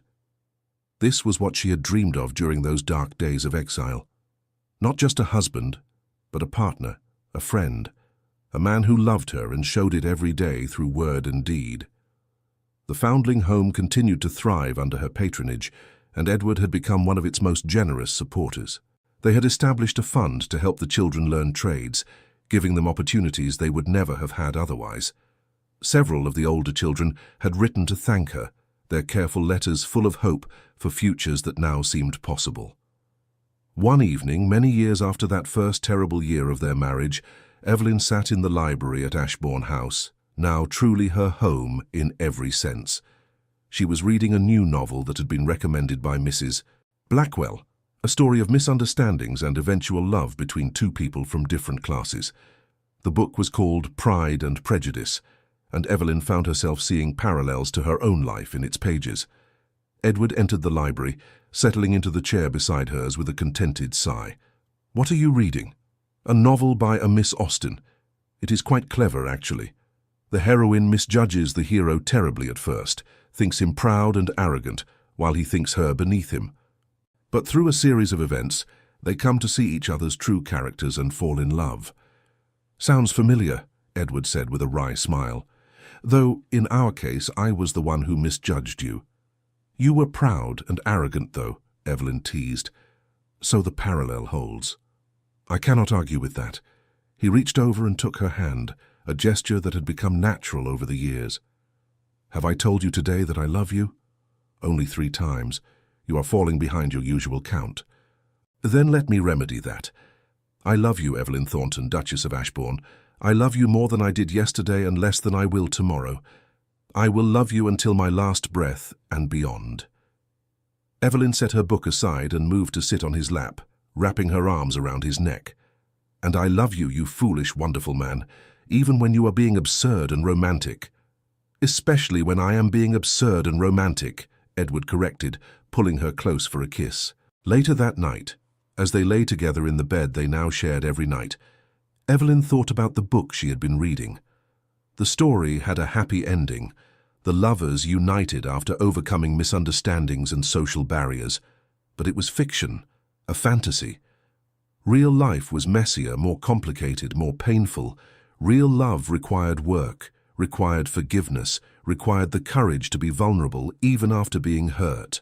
She and Edward had found their happy ending, but it had not come easily. They had earned it through honesty, through the willingness to change, through the determination to try even when failure seemed certain. That, she thought, was the real romance. Not the swept-away passion of novels, but the steady, enduring love built on friendship and respect and hard-won trust. "What are you thinking about?" Edward murmured sleepily beside her. "About how far we have come, about how different our life is now from what it was. Do you ever miss it? The simplicity of that time, even with all its pain?"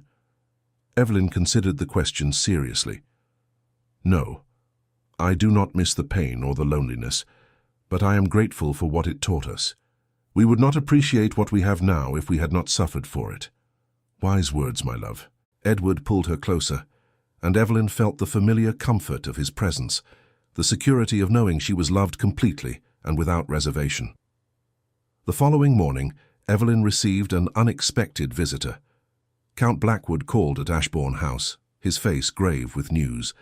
He was shown into the morning room where Evelyn was going through correspondence. "Your Grace," he said, bowing. "Forgive the intrusion, but I felt you should know.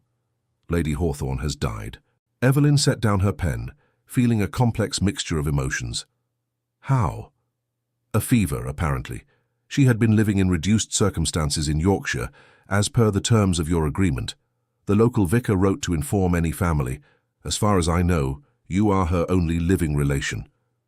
Evelyn was quiet for a moment, remembering her aunt, the bitterness, the jealousy, the malice that had nearly destroyed her life. But she also remembered that Lady Hawthorne had been her mother's sister, had once been kind to her when she was a child, before envy had poisoned her heart. "I will arrange for a proper burial," she said finally. "She did terrible things, but she was still family. My mother would have wanted her to rest with dignity." Count Blackwood nodded approvingly. "You are more generous than most would be in your position." After he left, Edward found Evelyn standing at the window, staring out at the gardens. He came up behind her, wrapping his arms around her waist. "I heard about your aunt. Are you all right?" "I think so.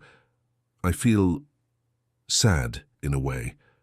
Not for her death specifically, but for the waste of it all. She spent her entire life consumed by bitterness and jealousy, and what did it bring her? Nothing but isolation and misery. It is a cautionary tale, I suppose." "You are nothing like her," Edward said firmly.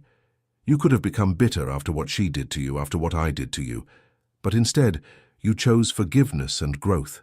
That takes far more strength than holding a grudge." Evelyn turned in his arms to face him. "I had a good reason to choose forgiveness.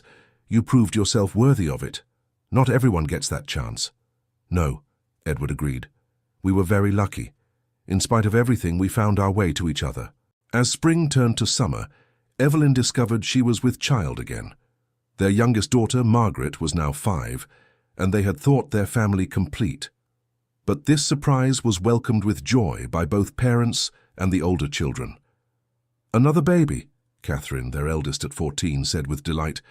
"Oh, Mother, how wonderful. May I help care for it?" "Of course, darling. I shall need all the help I can get with 5 children."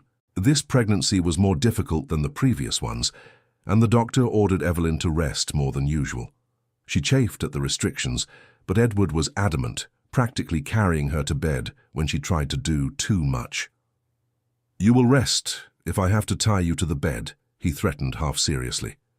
"You would not dare," Evelyn replied, but she smiled as she said it. During the months of confinement, Evelyn returned to her reading with renewed enthusiasm. Mrs. Blackwell sent her a package of books, including several new novels that she thought Evelyn would enjoy. Among them was one titled A Historical Romance, set during the medieval period, full of knights and ladies and grand gestures. "This is quite dramatic," Evelyn told Edward one evening as he sat with her. "The hero rescues the heroine from a castle siege. I cannot imagine you scaling walls and fighting off enemies." "I would if I had to," Edward said seriously. "If you were in danger, there is nothing I would not do to reach you." "My brave knight," Evelyn teased, but she was touched by the sincerity in his voice. The baby, another son, arrived in the autumn during a spectacular storm. As thunder crashed and rain lashed the windows, Evelyn labored with Edward holding her hand, refusing to leave despite the midwife's disapproval. "You should not have to go through this alone," he said, when Evelyn tried to send him away. "We are in this together, remember. Complete honesty, no more walls." When their son finally arrived, healthy and squalling, Edward wept openly. 5 children, he said in wonder. 5 perfect children. How did I get so lucky? "We got lucky," Evelyn corrected. "Both of us." They named him William, and he completed their family in a way they had not expected. Catherine doted on him, the boys treated him like a living toy, and Margaret was convinced he was her personal baby. As the years passed, Evelyn and Edward settled into a comfortable rhythm. They had become that rarest of things in their social circle, a genuinely happy couple. Other members of the ton would watch them at social events, see the way they looked at each other, the easy affection between them, and wonder how they had managed it. Some remembered the scandal of their early marriage, the rumors and gossip that had swirled around the cursed bride. But most had forgotten, or at least chose not to speak of it. The Duke and Duchess of Ashbourne were pillars of society now, respected for their charitable works, admired for their family, envied for their obvious devotion to each other. One evening, at a ball celebrating their 25th wedding anniversary, Evelyn and Edward stood together watching their children dance. Catherine was married now herself, with her own child on the way. The boys were at university, home for the occasion. Margaret and William, still young, were being taught the steps by patient relatives. 25 years, Evelyn mused, though really, it feels like we have been married for only 24, given that first year. "Do not remind me," Edward groaned. "I still cannot believe I was such a fool." "You were young, we both were." Evelyn leaned against him, comfortable in his presence. "Besides, if you had not been such a fool, we would not have this story to tell." "What story is that?" "The one about how love is worth fighting for even when it seems impossible. The one about how people can change and grow. The one about how the best things in life are those we almost lose." Edward pulled her onto the dance floor, and as they moved together to the music, Evelyn felt the same thrill she had felt in their early days of reconciliation, when every touch was precious because it was not guaranteed. They had been given a second chance, and they had not wasted it. "I love you," Edward murmured in her ear as they danced, "in case I have not mentioned it today. You have mentioned it 5 times, but I never tire of hearing it." "Good, because I plan to keep saying it for the rest of our lives." As the music swelled and the candles cast golden light over the ballroom, Evelyn closed her eyes and let herself feel the full weight of her happiness. It had not been an easy journey. There had been pain and betrayal, loneliness and doubt, but they had come through it stronger, more united, more deeply in love than she had ever imagined possible. This was their real story, not the romance of a perfect courtship, but the deeper romance of 2 flawed people choosing each other again and again, through good times and bad, through misunderstanding and reconciliation, through all the small daily choices that built a life together. And it was, she thought as Edward spun her in a graceful turn, the most beautiful story she could have asked for, not because it was perfect, but because it was real. Not because it was easy, but because it was worth every struggle. Not because they had never fallen, but because they had always found the strength to rise again together. Years later, when Evelyn was old and grey, sitting in the library at Ashbourne House with grandchildren playing at her feet, she would sometimes take down that copy of Pride and Prejudice from the shelf.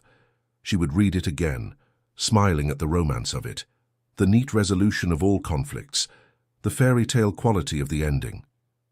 But she would always close the book thinking that her own story was better.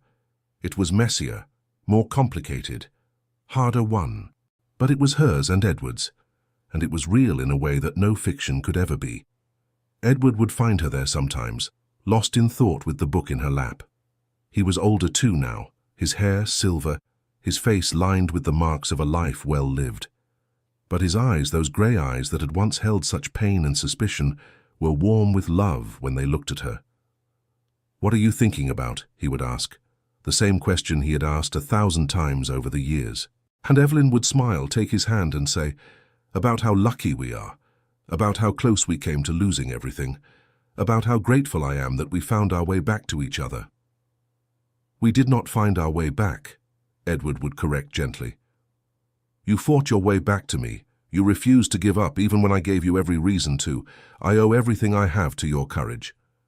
"And I owe everything to your willingness to change," Evelyn would reply. "We saved each other, Edward. That is the truth of it." And so they would sit together in comfortable silence, hands entwined, hearts united, 2 people who had been tested by fire and emerged not just intact but transformed.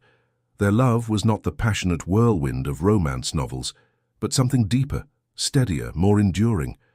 It was a love built on rubble and ash, on mistakes acknowledged and forgiveness granted, on the daily choice to try, to communicate, to be vulnerable despite the risk. It was a love that had survived the worst and celebrated the best. It was, in every sense that mattered, real. And in the end, that was the greatest romance of all. Not the fantasy of perfection, but the reality of 2 imperfect people creating something beautiful from the pieces of what was broken.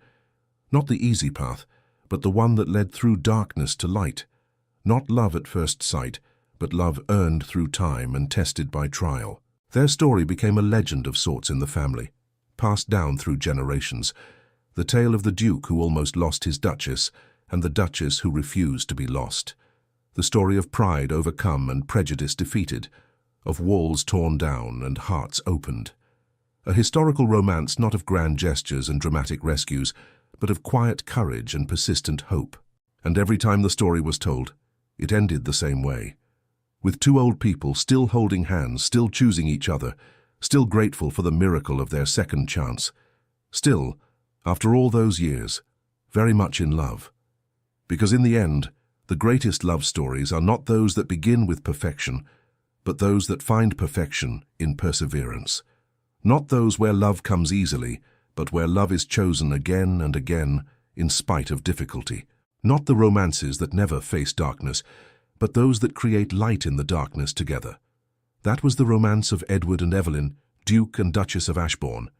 And it was, without question, the most beautiful story their family had ever known. Thank you for staying with us until the end of this emotional journey. If this story touched your heart, we invite you to subscribe, like, comment, and share our channel. Your support inspires us to keep creating more stories of love, redemption, and breathtaking twists. Help us reach our first 2,000 subscribers, and together we'll continue sharing tales that warm the heart. At the end of this video, you'll see a suggestion for another of our historical stories. Click and let yourself be enchanted by another unforgettable tale. With all our gratitude, Echoes of Romance.